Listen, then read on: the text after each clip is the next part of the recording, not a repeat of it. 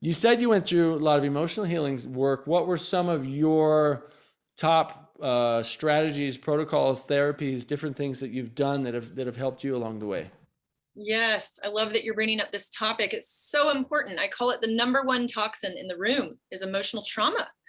And it's kind of hard to escape life without some form of emotional trauma that we go through. So for me, I realized that talk therapy was not going to serve me as much as just going right back to the limbic brain where we hold those emotions, the amygdala.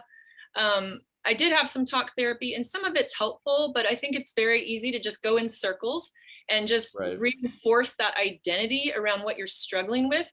And so, what's really important for my personal journey is the somatic type of therapies that go right into the body and help you uproot that trauma. So, I did a lot of EMDR, I did a lot of brain spotting, and that was very helpful to do those things. I did a little What's bit. what's EMDR?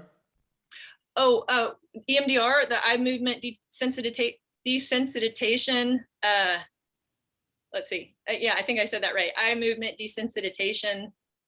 The R part, I'm not recalling what that means, but it's going back and forth between the two parts of your brain. So you can do that from tapping on different parts of your body, or sometimes they give you like a little machine that. Gotcha. Yep. So it's going back and forth. And then the brain spotting, which was very helpful for me, they just take a wand with a red dot. And then depending on where your vision is looking at that red dot, it can actually trigger that back part of your brain, the limbic system, and pull up trauma. And so that was very somatic for me, very visceral. I would be watching that wand and I'd be just fine. And then all of a sudden I'm just sobbing. And I don't even know what I'm sobbing about because it's pulling up something that was lodged in my body for many years. Do you feel like that particular therapy? I've never done either of the, I mean, the tapping, yes, different versions of that. I know there's so many different names for so many different therapies now that they're kind of combining different ones or creating new ones or taking ones that have been around for a long time and renaming them, repurposing them. So I'm learning about new therapies all the time, and they're all, I think, to some degree, beneficial. Some may have better effects for some people than others, but I think they all, potentially can be very beneficial. But the brain spotting one, when you just have like these emotional, I don't want to say outbursts, but release, right? Did you feel like it was actually helpful that came up and you were crying and that something was released, or was it just more of like a traumatic memory that you were experiencing? I felt like it was helpful because I've always been kinesthetic, somatic kind of.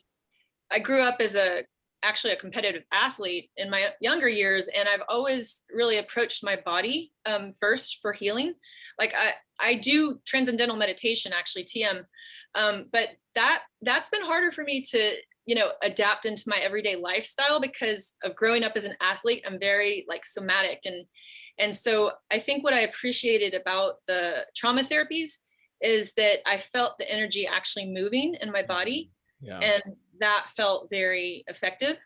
I've also been trained through this wonderful institute called the Institute for the Study of Birth, Breath, and Death to hold space for grief that gets lodged in the body.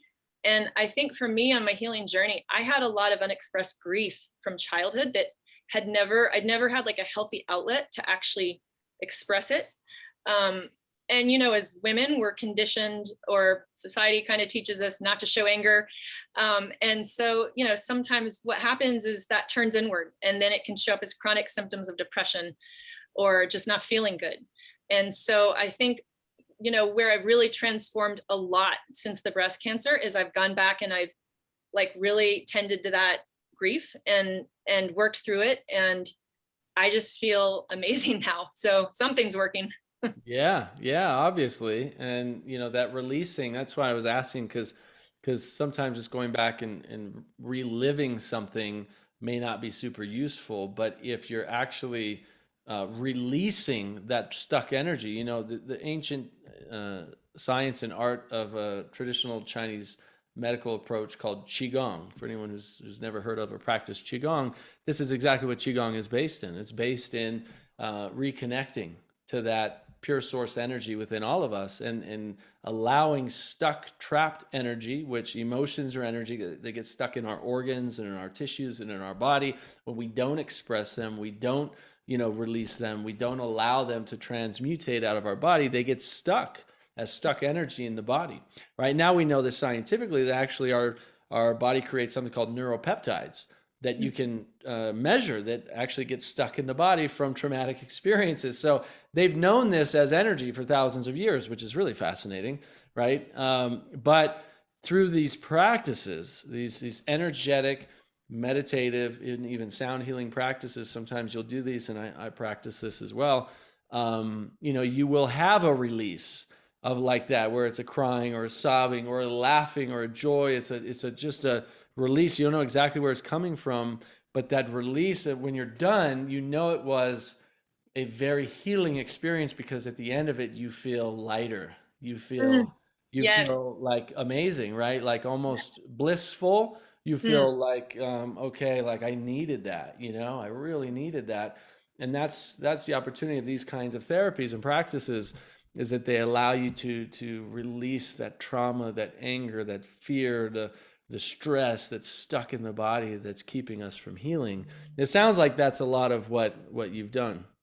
Oh, so much so. The EMDR and the brain spotting, big part of it, but I've also done some other types of emotional healing work, like, um, well, we call it holding space for the emotions, how I've been trained, and the other consultants in the Institute and I practice on each other. And so really just holding space for those difficult emotions in the body and turning towards them versus away from them, and then creating deeper meaning making. So I like to call it inner child work, or the body self. Who we were 30 years ago, our body doesn't know the difference between who we are now if we get triggered. And so when we can turn towards that part of us and build rapport and have compassionate presence, what a difference that makes, right? Because we give the same compassion to ourselves as we would our best friend. So it's really a return to self-love, is what I call it. And it's not about inflated ego. It's really just about having that same compassionate, loving presence for ourselves that we do our loved ones.